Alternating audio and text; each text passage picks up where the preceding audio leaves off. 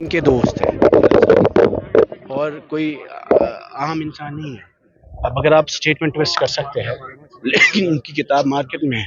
I think nothing less than. कल से आपने देखा कि 4 अलग स्टेटमेंट्स आए, वर्जन आए। अमर सिंह दुल्लत साहब का भी एक स्टेटमेंट सामने आया, उनके काफी वीडियो इंटरव्यूज कुछ घंटों में ही सामने आए। किताब में जाहिर है उन्होंने कहा है कि वो प्राइवेटली इस चीज़ को मदद कर रहे थे 5 अगस्त को, और जैसा दुल्लत साहब ने कहा कि वो चाहते थे कि 5 अगस्त का जो फैसला है वो उनके हाथ हो असेंबली में, तो वही हो रहा है असेंबली में और कुछ नहीं हो रहा है। बीजेपी का नैरेटिव असेंबली में अभी आप गए, आप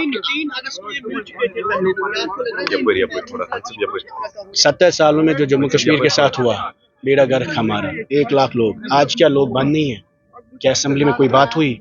आज क्या नौजवानों के खिलाफ केस नहीं हो रहे? कोई बात कर रहा है उसके लिए? आज क्या प्रॉपर्टी अटैचमेंट्स नहीं हो रही है? आज क्या एम्प्लॉयज टर्मिनेट नहीं हो रहे? आज क्या लोगों के पासपोर्ट इंपाउंड नहीं हो रहे? आज क्या वेरिफिकेशन की वजह से हमें नहीं रोक रहे? आज क्या यहाँ ठेकेदार परेशान नहीं है? आज क्या डेली वेजर सड़कों पे नहीं है? ऐसा क्या हो गया? 5 साल जो सब खराब था कि आज हुकूमत 50 MLA लेकर खामोश है। इस खामोशी के पीछे क्या वजह है? अगर आपने 5 अगस्त 2019 में कोई डील की है, आपको कौम से माफ़ी मांगनी चाहिए और हम सबको बोलना चाहिए। हम नहीं बोलते, फारूक साहब हम सबके बड़े हैं, हमें भी उम्मीदें हैं, हमने भी वोट दिए हैं। मुझे बताइए इस वक्त उन लोगों ने जम्मू कश्मीर में वोट दिया जिन्होंने कभी वोट नहीं डाला, जो बाइकआउट के साथ थे, और बहुत लोगों ने कुर्बानियाँ दी हैं। अगर नेशनल कॉन्फ्रेंस ने कोई ऐसी चीज़ की है तो उन्हें कौम को क्लियरली बोलना चाहिए कि हमारी अंडरस्टैंडिंग्स क्या थी, किस चीज़ पे मबनी थी। हमने अलायंस किया, हमने अलायंस में clearly agenda of alliance draft किया, कोई अंडरग्राउंड चीज़ नहीं थी। ये जो खुफिया चीज़ें हैं, जो दुल्लत साहब एक इंटेलिजेंस चीफ रहे, 2 बड़े महकमों में रहे, तो अगर इन्होंने कोई ऐसी बात कही है, मुझे लगता है इस पर माफी से नेशनल कॉन्फ्रेंस में 3 दिन जो है मुल्ला साहब जो है मौजूद नहीं रहे, जैसे आपने खुद कहा, ये कैसी चुप्पी, उसको आप किस नजर से देखते हैं? कहते हैं मुसलमानों को जिस दिन मुसलमानों को आपकी जरूरत है, अगर वजीर आला असेंबली में नहीं रहेंगे और फिर वहां से जिस दिन उमर साहब जम्मू आए, उन्होंने PDP की मुखालफत की, क्या वक़्फ़ की बिल PDP ने की? महबूबा जी चीफ मिनिस्टर है, क्या उन्होंने पार्लियामेंट में पेश की? तो गर्ज हमें ये कहना है कि आज मुसलमानों को एक नज़र थी कि मस्जिदों पर, ज़ियारतों पर, दरगाहों पर दावत, तो हमें खड़ा होना चाहिए। बात हो रही है सुप्रीम कोर्ट में, भाई साहब क्या कैसे देखते हैं? I think the issue today about Waqf is not about transparency. It's not a real estate issue. It's not a property issue. It's not a land dispute.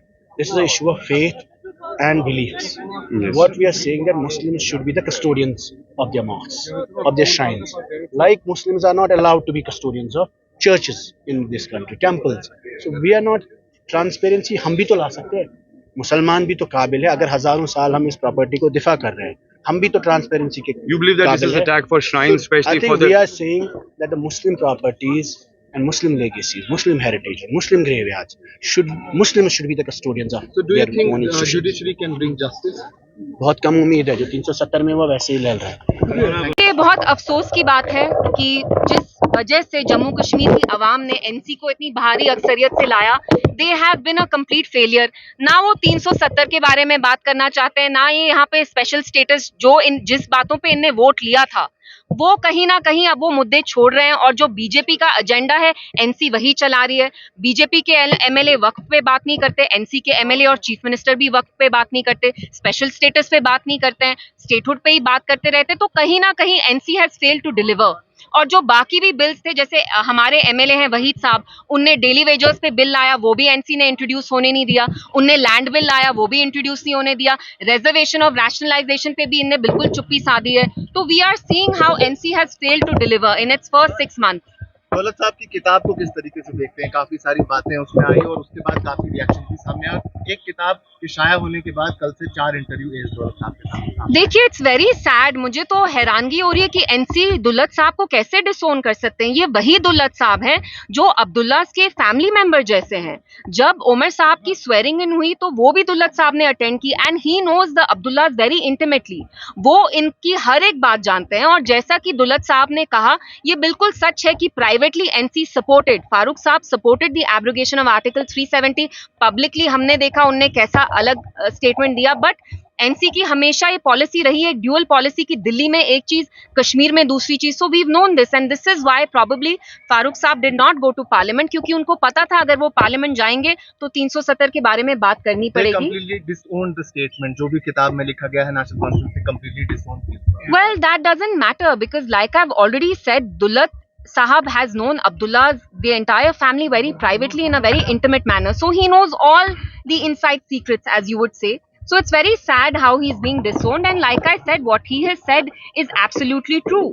Because हमने खुद भी देखा जब एनसी की अब 50 एमएलए आए भी हैं, कहाँ है रेजोल्यूशन 370 पे, कहाँ है रेजोल्यूशन स्पेशल स्टेटस पे, क्योंकि उनकी बीजेपी के साथ एक अंडरस्टैंडिंग है कि वो इन चीजों को नॉर्मलाइज करेंगे, लेजिटिमाइज वक्त करेंगे. का मसला अभी पूरे हिंदुस्तान में चल रहा है, लेकिन सुप्रीम कोर्ट में हाल ही में कुछ पॉइंट्स पे डिस्कशन हुआ. क्या आपको लगता है कि judiciary can bring the justice?